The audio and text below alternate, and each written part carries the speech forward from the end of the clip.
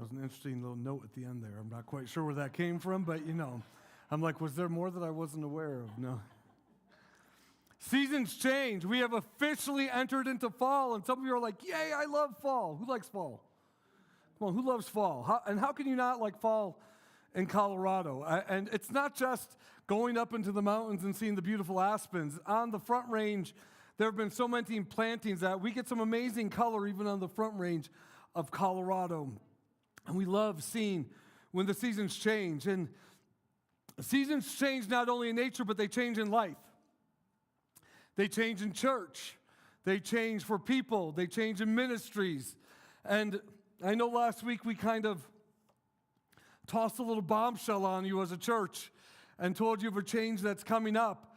But if there was never seasons of change, if fall never occurred, if there wasn't those seasons of pruning, of change taking place where some things fall away, there wouldn't be seasons of new growth.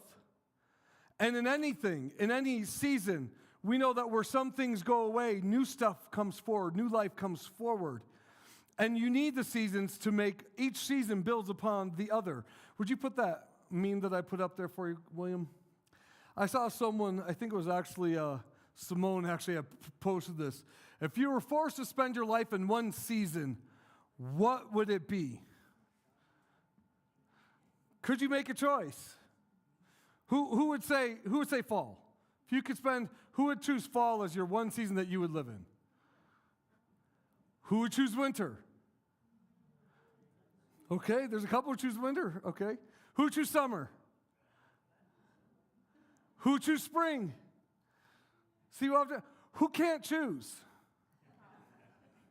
You see, I can't choose. In fact, when we moved here a little over 8 years ago, one of the things I missed most was living in a place that had seasons. We lived in Arizona. We had 2 seasons, hot and hell. We had summer and we had hell. It was just like, it was either like blazing, scorching, dying heat, or it was nice, warm weather. But we'd get to the point, and like you had your summer shorts and summer shirts. They were usually as light as possibly could be, as light colored, as linen-y as you could find, so you could breathe. And then you had your other shorts and shirts that were heavier short sleeve shirts and heavier shorts, because you never could put on long pants because it was never cold enough. Maybe, I remember when you get a 55-degree day and it's like, I'm putting jeans and a sweatshirt on. We never had seasons, and I miss that. I grew up in New England. I was used to 4 seasons and growing up with that, and I couldn't wait. I have a hard time. I've always loved fall. It's always been one of my favorite seasons, but I don't like living in one season of life. I like how the seasons mark the year. I like how they mark the change. I like how fall makes you feel that winter's coming, that Christmas is coming, but Thanksgiving's on its way. I like how the winter makes you just kind of nestle down in the cold with the fire. And I used to, when I was younger and I had good knees, I could go skiing and do ice skating and do other wintry things. And when spring comes and the flowers start to bloom, it's a wonderful thing. And summer used to, until I moved out west, was my least favorite season, because that just meant it was hot, humid, and mosquito-y. Then I moved out west, and it was dry, hot, and slightly mosquito-y. It was still kind of mosquito, but not as bad. And I loved summer a lot more once I came out here. But seasons represent a cycle of life. You can't have spring if fall hadn't occurred. You can't have spring unless you're coming out of winter. And it was kind of funny, when we lived in Arizona, every year I would always notice the week between Christmas and New Year's, I would look and the trees would be barren. Somewhere in that week of right around Christmas time, all the leaves fell off the trees. But by the time you hit mid-January, they were growing back. It was a very short, barren season. But every cycle, even if it's short cycles, every type of foliage has to go through some form of cycle in life, just like we have to go through cycles in life, just like we have to go through different things, because the seasons represent actually growing. We grow through seasons. Some of the hardest seasons, especially in Colorado, are the shoulder seasons. Shoulder season took on new meaning when I moved here, because it was like in New England, we kind of went from, you almost skipped over spring, and fall was a little bit too short. Winter was long, summer was long, and stuff. But here, it's like those shoulder seasons, we go from like 75 degrees one day to a blizzard the next, and then we go back to 70 degrees. And we kind of have this up and down and up and down and up and down in the spring and the fall. You know, one day it's raining, the next day it's hail, the next day it's snow, then it's warm.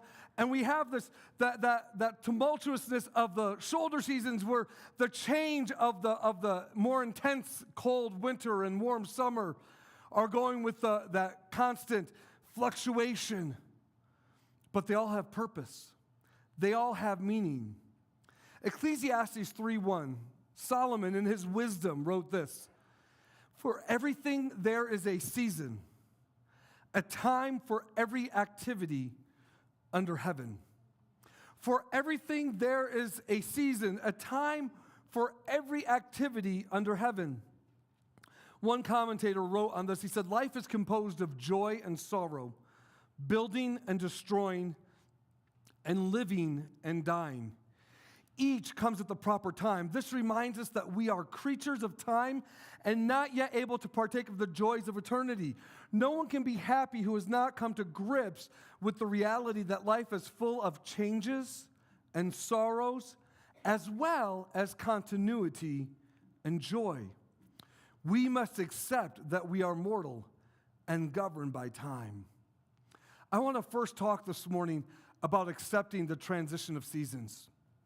You know, as I just mentioned, those tumultuous days when they come, when our seasons in life come.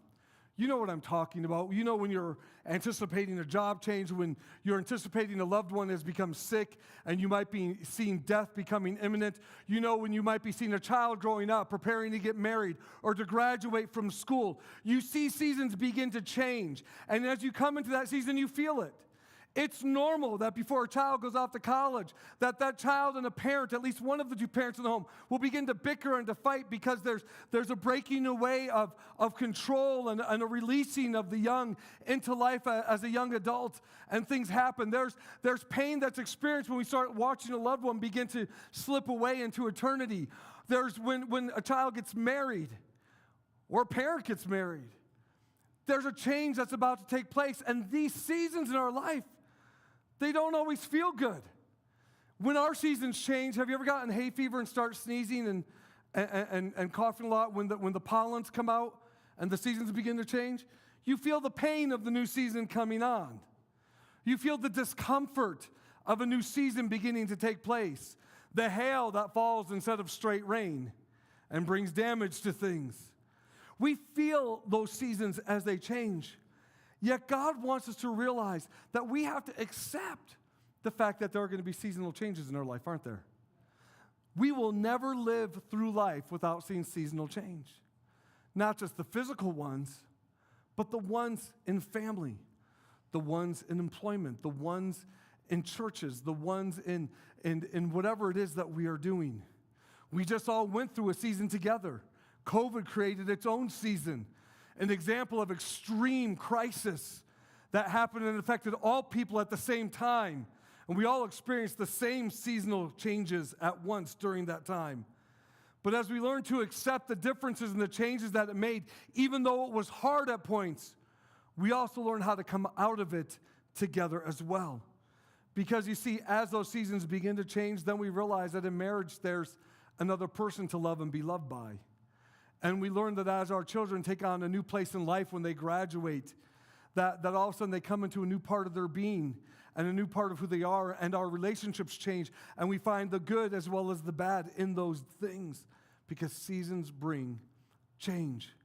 You can't stop it, but we can embrace it. You know, Solomon says there is a time for everything under heaven. There's a time for every season in our life. You can't always have the good. Sometimes you have to have the bad. And you can't always live in the bad. You got to have the good. You got to have the good and the bad that come together. And whether it's winter that we don't like when death comes knocking, or whether it's summer when new life is budding and beginning, there's always time, and we'll have to learn how to let go of things. You know, none of us likes to let go of people, especially in death. Hebrews 9:27 says, "And just as each person is destined to die once, and after that comes judgment." Ecclesiastes will go on to tell us that there's a time to die and a time to be born. We don't like, those are examples of the intensity of seasons. And we don't always like those. We don't like letting go of things. Kimberly and I were having to go through stuff. Someone says, you're selling a lot of stuff, Pastor. I'm like, yep, getting rid of a lot of stuff. Downsizing the home, selling things. I was cleaning out my drawers in my office the other day, and I came across this little wooden fish. It was about this big. It was a magnet. It was something we picked up in Hawaii years ago, I think before we even came here. And here was this, it was this triggerfish made out of different exotic Hawaiian woods, and it was a magnet. The magnet wasn't in the thing. And I sat there going, do I throw it in the box or do I throw it away? Stupid. It's just this, it was like the $3 trinket I picked up on the island. Do I throw it in the box? And I'm like, this is dumb, and I threw it away. But sometimes that's just an example how sometimes it's hard for us to let go of even the smallest of things. So when death comes, it's hard to let go of the greatest of things.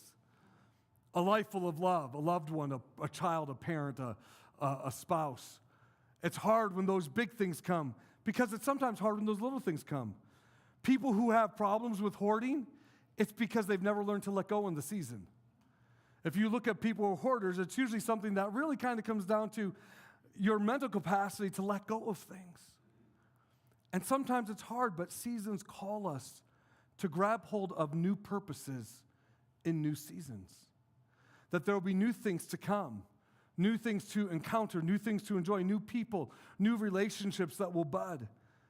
So we need to find the purpose and beauty in every season that comes. Every season has a purpose. You might say, what is the purpose of fall? I remember when I first came here, and someone in the church actually had said going out the door, I hate fall. I hate it when I see the trees go barren and the leaves fall off the trees. I'm thinking, man, I love fall. And I don't even mind it when the trees are barren when winter comes. But do you know why the leaves fall off the trees? It's a process of what appears to be death, but really it's a process of grabbing hold of new life. When the leaves fall off the trees, it's to preserve the tree through the dry and extreme cold season that is about to come. The fall season is preparing that tree to sustain life for preservation. And sometimes we don't understand when things in our life fall away, but we don't realize that falling away is God making way to bring preservation in our life, to preserve resource for what is ahead. Because when we come through the next season, we're going to come out to spring where new life begins again. And we've got to weather the winter. And some people go, well, why do we have to have winter? Do you know why? Do you know what the purpose for a tree is in winter? You see, we always think that everything's dead in winter and that it's barren and that it's so far from the truth. Because during winter on a tree, everything is growing underground. It's growing beneath the surface. As the snows fall and deep soak into the ground, those trees will begin spreading out their roots further and further, and they will get stronger and stronger to withstand, because they can't get bigger and withstand the winds and the storms of life that will come until they have a stronger root system to hold them deep into the ground. So winter has purpose for that tree. It's to give it life under the surface. And sometimes we're going through what feels like winter seasons in our life because we feel like everything on the surface is barren. Nothing is going our way. Nothing is fruitful. Nothing is happening. Why am I going through this horrible barren season, this winter of life? But underneath, God is working deeper roots in our life. If we will take the nourishment from His Word, if we will take the nourishment of what He sends to us in the snows and the rains, and we will allow our roots to grow, roots where people can't see, growth where others don't see what's going on. But God is expanding our level of depth so we can withstand sometimes, yes, even greater storms, but that we can be stronger and more fruitful when the spring comes. Of course, you have the spring. Who doesn't like spring when the leaves are budding out? I love it. I love there's tired green at the end of summer. There's fresh green at the beginning of summer. And I love it when trees have to bloom flowers before they get their green and all that new freshness in the leaves. It's a beautiful season, but you know that doesn't hold forever, but it does bring fruitfulness that's then enjoyed in the summer. Every season has a purpose. Solomon goes on to write in Ecclesiastes, he says this: there's a time to be born and a time to die, a time to plant and a time to harvest. A time to kill. That doesn't mean you get to take your kids out or your spouse, okay? And a time to heal. A time to tear down and a time to build up. A time to cry and a time to laugh. A time to grieve and a time to dance. A time to scatter stones and a time to gather stones. A time to embrace and a time to turn away. A time to search and a time to quit searching. A time to keep and a time to throw away. A time to tear and a time to mend. A time to be quiet and a time to speak. A time to love and a time to hate. A time for war and a time for peace. What do people really get for all their hard work? I have seen the burden God has placed on us all. Yet God has made everything. What has He made it? God has made what? Everything for its own time. In other words, sometimes that time of grieving is a time of beauty as much as the time of dancing. And sometimes that time of tearing down or giving away is just as much beauty as a time of receiving or holding on to. Yet God has made everything beautiful for its own time. He has planted eternity in the human heart, but even so, people cannot see the whole scope of God's work from beginning to end. You see, when we're in the season, we don't always see before and after. So Solomon in his wisdom says, so I concluded that there is nothing better than to be happy and enjoy ourselves as long as we can. In other words, there's purpose in every season. What do we see when we look at the seasons? When you look at fall, do you see the beauty of the leaves and the beauty of the crispness of the air and the end of a harvest season? Or do you just see the days getting darker and trees getting bare? When you look at winter, are you looking at the cold and the constant dampness and the chill that's in the air? Or are you looking at the beautiful fallen snow that kind of cleanses everything as it falls from the sky, and the warmth that comes when you gather around a fire with loved ones and feel the warmth of the fire and settle in and hibernate? When spring comes, do you see the hail that's falling and causing damage everywhere? Or are you seeing the newness of life popping up? In summer, is it the scorching weather that makes it hard to stand outside for long periods of time? Or are you embracing that warm season where you can go and enjoy lakes and fishing and other things? Every season has a purpose. You know, when we feel like something's being cut down in life, we sometimes wonder, will it ever come back again? But when we learn about seasons, we know that will happen. Job 14 says, even a tree has more hope. If it is cut down, it will sprout again and grow new branches. There was a tree in the parking lot of our church in Arizona when we lived there years ago. I planted that tree. I didn't actually put it in the ground, but I set where it was going to go. I was in charge of setting up where all the plantings went. The city made us put in like 650 trees and plants on that property that we were on. And I used to park under this tree. Some of our trees had to be bigger when they went in. It was a requirement by the city. And I remember this one tree, I would go and I would park my car, my truck, underneath that tree for shade because it was the only spot that the sun was casting the right direction for me to get shade that was close to my office. And I loved that tree because, you know, when it's 110 degrees out, it's kind of hot to get into your dark-colored truck and drive away. And I remember a storm came in and knocked that tree down almost to the ground. It just broke in half. It was a big windstorm that had come through. And I was crushed. That tree is gone. Well, we just kind of severed that, but I wasn't going and digging it out. So we left it there. And, you know, I started noticing new growth started coming up from the roots of that tree. A couple years ago, I drove by that property when we were out in Arizona, there's a big, strong, healthy tree that's there right now. The same tree that grew up from the roots. Because even though everything on the surface was destroyed, what was under the ground was still solid, and it came back. And we have to realize that sometimes in our seasons, when the storms of the seasons come, there might be purpose in them. Maybe that tree was blighted. It obviously wasn't strong enough to handle the storm. But as its roots got stronger, when it grew, it had enough strength that the storms couldn't break it anymore. And when our seasons, we go through seasons in life, they prepare us to make us stronger for the next seasons to come, for the storms to come. Because God has made everything beautiful, verse 11 says, for its own time. He has planted eternity in the human heart, but even so, people cannot see the whole scope of God's work from beginning to end. You know, some of you might have left last week feeling kind of discouraged, kind of upset. Our church has gone through a lot of fall and winter season over the last since COVID.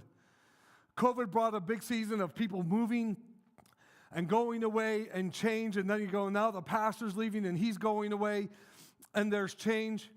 But every season has a purpose in it. Every season, and you might not see the purpose now, but God sees the work from beginning to end. When the previous pastor to me left, and then we came in, there was a work to be done here. There was a growth to be done here. If you look at our church, really almost half of our church, you weren't here when I came 8 years ago. And then the other half, you were here. You were part of that original roots. And God has raised up new branches. But you don't see the end still. We don't see the end, but remember, God does. And He sees the beauty that is to come. Just like in our lives when we're selling our home and selling our cars and giving our stuff away and making change and preparing to leave our kids and go to another country. We don't always see everything that's ahead, but we know that God's got a plan. And that if we'll be obedient to that plan, if we will find the beauty in the season. And Kimberly and I are she actually said the other day, she goes, it almost feels good to get rid of stuff. And so at first it's kind of hard. You know, you go through this whole decisive process. I want to hang on to that. No, let's just let it go. And you start letting go of things. You start realizing there is a season to let go. There is a season to release things. Because if we don't release the old, we can't make room for new. And it's not that you totally replace everything, but there's got to be room for the new to grow and for new direction that God wants to grow things in. God brought us here for this last season. He brought us here to take this church through the COVID season. He grew our church greatly so when the COVID season came, we weren't devastated and that we held on. And as you continue to hold on, fight for it, church. Embrace the season that you're walking into. Even as Kimberly and I have to embrace the change that we're walking into. Trust me, it's not easy to make change. We get that. But we love Colorado. We love where we live. And we love everything about that. It's not easy to make change. But when we embrace the season that we're in and find its purpose, we know that God can make all seasons beautiful. Amen? So the last thing I want to mention today is to be content in the season. Learning to be content in the season. Paul writes in Philippians 4:11, he says, not that I was ever in need, for I have learned how to be content with whatever I have. We don't even know what our income's going to be in 2 months. We have no idea what kind of budget they're going to give us to live on. We sold our house so we can get out of debt and so we can have all of our expenses away because we have no idea how much we're going to literally have to live on in a couple months. We feel very well taken care of as pastors here.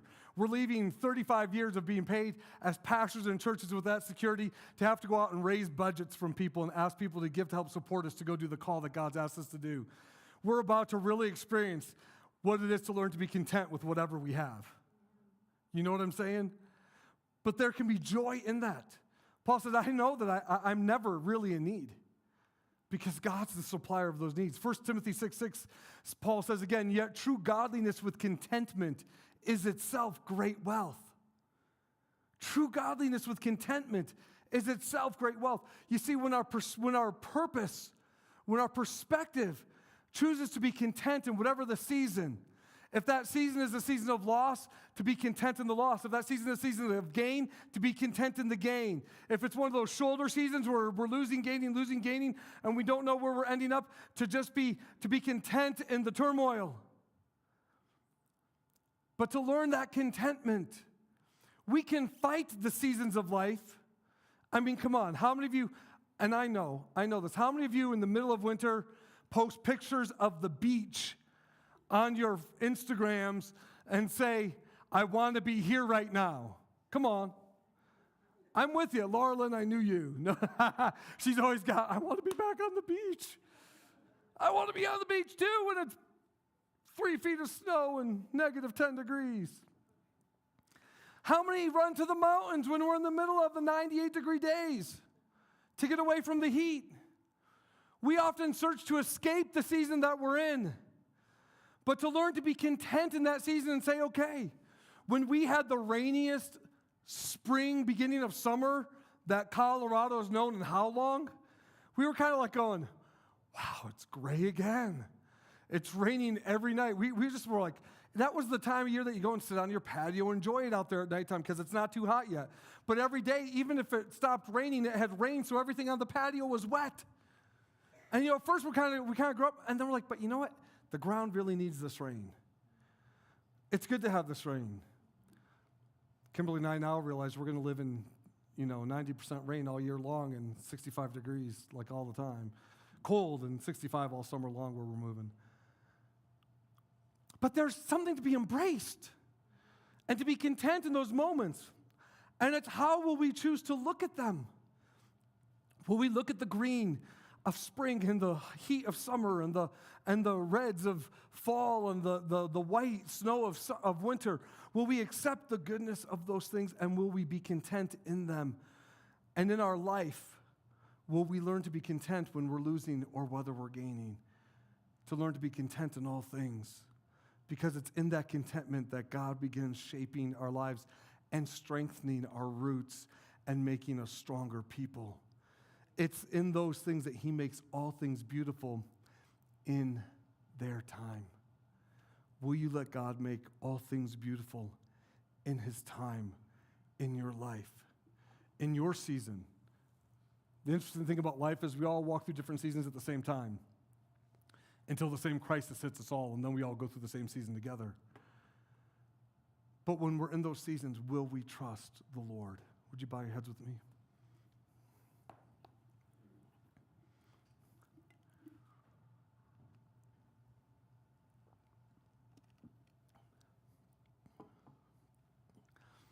God, I look to you.